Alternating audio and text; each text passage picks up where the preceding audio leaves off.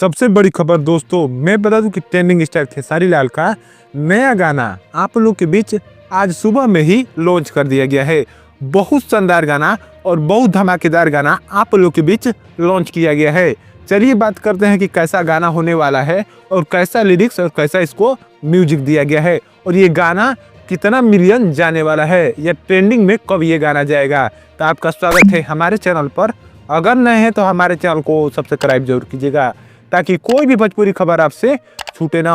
तो मैं बता दूं कि ट्रेंडिंग स्टार खेसारी लाल का नया गाना आज आप लोग के बीच सुबह में लॉन्च कर दिया गया, जिस गाने का नाम है गजब डोलेला गजब डोलेला। बहुत शानदार गाना जिसमें फिट कर रही हैं सौम्या पांडे और इसको अपनी आवाज दिया है ट्रेंडिंग स्टार खेसारी लाल यादव ने और प्रियंका सिंह ने। बहुत शानदार गाना आप लोग के बीच टी सीरीज भोजपुरी से लॉन्च किया गया है आज सुबह में, जिसको आए हुए मैं बता दूं 4 घंटे से ऊपर हो चुके हैं और इस पर मैं व्यू बता दूं तो 6.2 लाख इस पर व्यू जा चुका है और 61,000 इस पर लाइक और 13,000 कमेंट के साथ बहुत शानदार गाना भी ये चल रहा है।